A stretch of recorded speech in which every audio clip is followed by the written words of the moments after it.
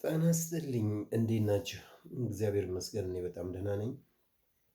የእግዚአብሔር ሰላም ከእናንተ ጋር ይሁን። አሜን። እስቲ ስለ ቡና ብዙ ሰዎች ብዙ ይናገራሉ። እንግዲህ ቡና ማለት ማነው ሊናገር የሚችለው? ለምሳሌ እንደውም ሲባል ምንድነው ሽማግሌና አሮጊት ይመስል ቡና ታንቃርሪያለሽ ይባላል። አዎ ቡናን በስብከት የምናገኘው ነገር አይደለም። ቡናን ስብከት ተሰብከን ይጠጣል አይጠጣም ብለው ስለነገሩን አይደለም። እኔ በእድሜ ያየሁትን ነገር እስቲ ልንገራቸው። አሁን በስብከቱ ላይ እግዚአብሔር ነው የፈጠረው፣ ቡና ቢጠጣ ምን አለበት የሚል አባባል አለ። ከብዙ ሰባኪዎች ሰምቻለሁ። ቡና አው ማንንም ነገር እኮ ምድር ሰማይን የፈጠረ አንተ የክፎቹም የደጋጎቹም ጌታ አንተ ነህ እኮ አለ ቅዱስ ዳዊት። የክፎቹም ዳት ሚንስ ምን ማለት ነው? የሰይጣኑም የመንፈስ ቅዱስም ጌታ አንተ ነህ። ከሱ ውጭ ምን አለ? ከሱ ውጭ ያለ ነገር ምንም ነገር የለም ከእግዚአብሔር ውጭ። እግዚአብሔር አይደለም ወይ የፈጠረው? አዎ እግዚአብሔር ነው የፈጠረው እንዴ። እግዚአብሔር የፈጠረው ነገር ሁሉ ተቀደሰ ወይም ቅዱስ ነው ማለት አንችልም። ይሄንን አታድርገው ይሄንን አድርገው ተብሏል። አዎ ደግሞ እንደገና ደግሞ ቡናን የከለከለበት ቦታ ምኑ ጋ ነው ልትሉኝ ትችላላችሁ። አየህ ቡናን የከለከለው ቦታ በእድሜ ያየሁትን ነገር ላሳያችሁ። ቡና የቱ ጋር እንደተከለከለ ወይም ደግሞ ምን ያህል አደጋ እንደሆነ ልንገራችሁ። የሚገርመው ነገር እንግዲህ እድሜንም እንደምታዩት ነው። እኔ ትልቅ ሰው ነኝ። ይሄንን ነገር አንድ የ25 ዓመት ልጅ ሰባኪ መጥቶ ወይም አንድ 35 ዓመት ልጅ ሰባኪ መጥቶ ቡና እግዚአብሔር የፈጠረው ነው፣ ምንድነው ቡና ጠጡ አትጠጡ የምትሉት? የሚጠጣ ይጠጣ፣ የማይጠጣ አይጠጣ ብለው ነበር መምህር እሸቱ። እና የሚጠጣ የሚጠጣ፣ የማይጠጣ የማይጠጣ። አዎ ቁርጥ ስጋ ወይም ክትፎ የሚበላም ይበላል፣ የማይበላም አይበላም። ወተት የሚጠጣ ይጠጣል፣ የማይጠጣም አይጠጣም። አያችሁት? ይሄ አይደለም አሁን የሚያከራክረው ይሄ ሳይሆን ተለቅ ያለ ሰው በእድሜው ያየ ሰው፣ እኔ ለምሳሌ በእድሜ ያየሁትን ነገር ለምን አልነግራችሁም? ቡና ሳይጠጡ ከቤት የሚወጡ ሰዎች አሉ። ቡና ሳይጠጡ ከቤት የማይወጡ ሰዎች አሉ። ለምንድን? አይኑ ይጨፈናል። ታምናላችሁ? አሁን ይህንን አይናቸው ማየት አይችልም። ከምንድን ነው ይሄ? አንድ ሰው ቁርስ ካልበላ ጠዋት የሚችለውን ያህል ይሰራና ሊደክመው ይችላል። አንድ ሰው ግን ቡና ካልጠጣ አይኑ ማየት ካልቻለ ምን ማለት ነው ይሄ? ይሄ እግዚአብሔር ምስክሬ ነው። በአይኔ ያየሁትን ነው የምነግራችሁ። ስለዚህ ቡና የሚጠጣ ይጠጣ፣ የማይጠጣ አይጠጣ። ይህንን እኮ የ35 ዓመት ልጅ አይደለም የሚሰብከው ወይም የ40 ዓመት ልጅ አይደለም ስለዚህ ስለ ቡና የሚመሰክረው። በነገራችን ላይ እንደ በውጭም ያላችሁ እስቲ ተመልከቱ ቡና ምን ያህል እንደተከበረ፣ ቡና ምን ያህል ሰዓቱን ዝንፍ እንደማያደርግ አይታችሁታል? አዎ ለምሳሌ ኮፊ ታይም ብለው በመርከብ ላይ በማንኛውም ነገር በምድር በመሬት በሰማይ ቡና ክቡር ነው። አያችሁ፣ ሁልጊዜ አንድን ነገር ማየት ያለብን ምንድን ነው? ዓለም ያጨበጨበችለት ነገር በሙሉ ከሰይጣን ነው ማለት ነው። እዚህ ጋር አስረግጣችሁ እዩት። ዓለም ያጨበጨበችለት ነገር በሙሉ ከሰይጣን ነው። አዎ እና የቡና ሰዓት ኮፊ ታይም በተአምር ማለፍ የለበትም፣ አያልፍምም። የትም ቦታ እንዳየ ነው እንደተመለከትኩት እድሜ እንዳሳየኝ። ስለ ቡና መጠየቅ ከፈለጋችሁ ሰባኪን አትጠይቁ። ሂዱ ጠንቋይ ቤት። ጠንቋይ ቤት ቡና አልተፈላልኝም ነው የሚለው። ጠንቋይ ቤት ስለሄድኩኝ ነው የምነግራችሁ። አዎ እግዚአብሔር ምስክሬ ነው። ጠንቋይ ቤት ይሄ ባለአውሊያ ባለውቃቢ የሚባሉ ቤት ስለሄድኩ ነው፣ ሄጄ ስለነበረ ነው። ያላየሁት ቦታ የለም። ቡና ነው በቃ ቡና አላፈላችኝም ይላል አጋንንቱ ከላዩ ላይ ይነሳና ቡና አታፈላልኝ፣ ቡና የቡናን ሰዓት ታሳልፍብኛለች ይላል። አያችሁ፣ ቡና የሚለው ነገር እግዚአብሔር ነው የፈጠረው። መልሱ እግዚአብሔር ነው የፈጠረው ነው እንዴ? እግዚአብሔር ያልፈጠረው ማን አለ? ከሰማይ በታች ከምድር በላይ ያለን በሙሉ እግዚአብሔር እኮ ነው የፈጠረው። እግዚአብሔር ያልፈጠረው ማን አለ እንዴ? እግዚአብሔር የፈጠረው አይደል እንዴ ሰውን የሚያርደው?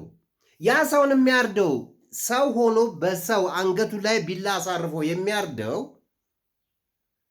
ሰውን አይደለም የሚያርደው? እሱ ሰው አይደለም እንዴ? ማን የፈጠረው?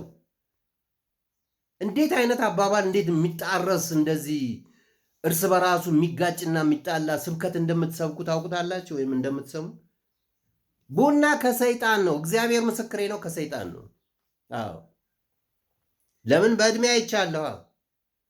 በዕድሜ አይቼዋለሁኝ። ቡና ምን ያህል ጎጂ እንደሆነ አይቼዋለሁኝ። አይናቸው የማይገለጥ ሰዎች አሉ። እግዚአብሔር ምስክሬ ነው።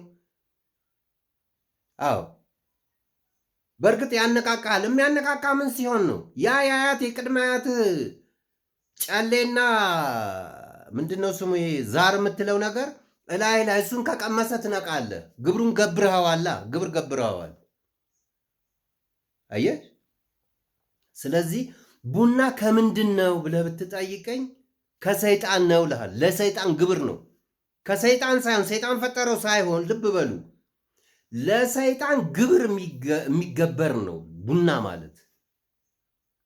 አዎ ይሄንን እንዴት ብዬ እንደው የፈለጋችሁትን በፈለጋችሁት ነገር ብትመጡ ቡና መልካም ነው ብዬ አልነግራችሁም። አዎ ይሄ ለአሮጊቶችና ለሽማግሌዎች። ለምንድን ነው ሰባኪዎች ይሄንን ነገር ቡና መልካም ነው ብለው የሚሰብኩት? ቤቱ ስለሚፈላ ነው። ጓደኞቹን ሲያመጣ ቡና ስለሚያፈላ ነው። ሌላ ነገር እኮ አይደለም። ትልቁ ሴሪሞኒ ሰውን ለመቀበል በጣም ደስ ብሎት ሊቀበለው ከተፈለገ ቡና አለ ከጎን። ከግብዣ በኋላ ቡና አለ፣ ከግብዣ በፊት ቡና አለ። አያችሁ ሰይጣን ምን ያህል እንደሚጫወትብን። ቡና ከሌለ አንድ ቤት ውስጥ ደስታ የለም። በቃ ምን አለፋችሁ ባጭሩ። አዎ ይህን ታዘቡት። ይህንን የ17 ዓመት ልጅ የ20 ዓመት ልጅ መጥቶ ቡና መልካም ነው ቢልህ አይድነቅ። ምክንያቱም ምን ያውቃል? ምን አየ? አላየማ። ስታይ እኮ ነው፣ አንድ ነገር ስታይ ነው። ይልቅ ትልልቅ ሰዎችን ስብከትን ብቻ ይው ስብከትን እንደ አንድ ኖት ያዙትና ተግባባል። የዚህ አይነት ሚስጥር የሆነን ነገር ግን ትልልቅ ሰዎችን ነው መጠየቅ ያለብህ። በማየት ህይወታቸውን ያሳለፉ፣ በማየት ሁሉን ነገር በማየት እና በመታዘብ። እኔም ራሴ ቡና ሱሰኛ ነበርኩኝ። እግዚአብሔር ምስክሬ ነው። ቡና ሱሱ አይጣልባችሁ ቡና ሱሱ እና እንዴት እግዚአብሔር ነው የገላገለኝ። የቡናን ሱስ እግዚአብሔር ነው ከላይ ላይ ያነሳልኝ። እውነቴን ነው የምነግራቸው። ቡና ካልጠጣው ደስተኛ አይደለሁም። ቡና ካልጠጣው ሰው እንዲያናግረኝ፣ ምግብ በልቼ ምሳ በልቼ ቡና 2 ስኒ ካልጠጣው አለቀልኝ። በቃ ምንም ምግብ የበላው አይመስለኝም። ይደብረኛል፣ ያነጫንጨኛል። አያችሁ ከምንድን ነው ታዲያ? እና ቡና የሚጠጣ ይጠጣ፣ አይ ዶንት ኬር አይነት መልስ። የማይጠጣ ወተት እኮ የሚጠጣ አለ፣ የማይጠጣ አለ። ክትፎን የመሰለ ነገር እኮ የሚበላ አለ፣ የማይበላ አለ። ቁርጥ የሚበላ አለ፣ የማይበላ አለ። አዎ ያንን እኮ እግዚአብሔርን ስትፈራ ነው። እግዚአብሔርን ስትፈራ ተው የተባልከውን ትተዋለህ። ስለ ወድህ ካደርክ ግን ይሄ እግዚአብሔር ነው የፈጠረው በሆነ አላለ ለምናደርገው ኃጢአት በሙሉ የሆነ አንድ ጥቅስ እንመዝና በዛ እናጸድቀዋለን። ምንም ችግር የለውም። ግን አይደለም፣ እግዚአብሔር አይወደውም። የሰው ልጅ በመብል አይደለም የሚኖረው በእግዚአብሔር ፍቅሩ እንጂ።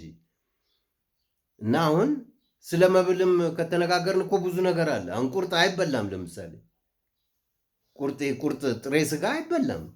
ለምን? ደም አለው ውስጡ። ደምን አትብላ ህርም ነው ይላል እግዚአብሔር። እና ስለ እሱ እንኳን አልገባም። ሌላ ጊዜ ልንጨዋወት እንችላለን።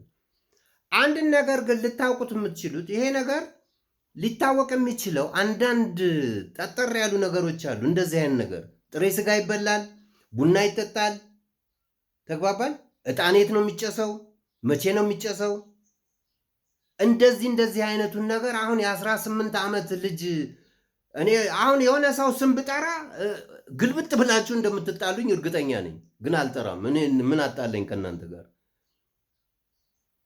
ምናልባት አስፈላጊ ከሆነ እንደ ኮሜንቱ አይቼ ላፍረጠርጠው ይችላል። ለምን የኢትዮጵያ ሕዝብ በሙሉ የሚወዳቸው ሰባኪ አሉ። ግን ስለ ቡና ምን ብለዋል? ጠጡት። እንዴት ነው? አንድ የ35 ዓመት ሰባኪ፣ አንድ የ40 ዓመት ሰባኪ ቡና ጠጣ ሲልህ እንዴት ነው? ኧረ በእግዚአብሔር በመድኃኔዓለም ቡና አደገኛ ነገር ነው። ያየው ነው የሚያውቀው። ካላየው እንዴት ታውቀዋለህ? እኔ በማየት ራሴ ላይ በማየት ብቻ አይደለም፣ ሌሎች እናቶች ላይ አይቻለሁ፣ አባቶች ላይ አይቻለሁ። አዎ ስብርብር ብለው የሚቀመጡ አሉ። ስብርብር ቡና ሲጠጡ ብድግ የሚሉ አሉ። ይህንን አይተሃል? አሁን አላየህም? ግን በእግዚአብሔር ስም ነው የምነግራችሁ፣ ውሸቴን አይደለም፣ እውነት ነው የምነግራችሁ። ስለዚህ እህት ወንድሞቼ ቡና ይጠጣል አይጠጣም? እኔ አይጠጣም ነው የምልህ። ለምን ሱሱ ባጭሩ እንደው እንደዚህ ስጠቀልለው ሱስ ያለው ነገር በሙሉ ከሰይጣን ነው። ሱስ ያለበት ነገር በሙሉ ከሰይጣን ነው። አዎ እኔ በህይወቴ አይቻለሁ። 60 ምናምን ዓመት አይቼዋለሁ። እዚች ምድር ላይ እግዚአብሔር አቆይቶኛል። ወደ 70ዎቹ እየሄድኩኝ ነው። እግዚአብሔር የተመሰገነ ይሁን። አያችሁ። ስለዚህ መጠየቅ ያለብህ ማንን ነው? አያትህን ጠይቅ። የዛን ጊዜ ታገኘዋለህ ማለት ነው። ታገኘዋለሽ። በእውነት ስለ እውነት ራሳችሁን አታታሉ። ይህ እግዚአብሔር የፈጠረው ነው። ሰባኪ ከሌ እንደዚህ ብሏል፣ ሰባኪ ከሌ እንደዚህ ብሏል። እኔ እንደዚህ አይነት ነገር ብዬ አልልህም። አዎ እድሜ ሰብኮኛል። እድሜ ሰብኮኛል። ስብከትን በጆሮ ብቻ አይደለም የምታየው፣ በአይነት ታየዋለህ። ስብከትን ትሰበካለህ፣ በድርጊት በተግባር። ስለዚህ ቡና ከምንድን ነው ብላችሁ ብትሉኝ ከሰይጣን ነው እላችኋለሁ። ወይም ደግሞ የሰይጣን ግብር ነው እላችኋለሁ። እንደገናም ደግሞ ሁልጊዜ አንድ መታዘብ ያለባችሁ ነገር ምንድን ነው? ዓለም ያጨበጨበለት ነገር በሙሉ ከምንድን ነው? ከሰይጣን ነው። አዎ ዓለም ያጨበጨበችለት ነገር በሙሉ ከሰይጣን ነው። ኦኬ እንግዲህ ደህና ሁኑልኝ ወንድም እህቶቼ፣ በዚሁ ልሰናበታችሁ።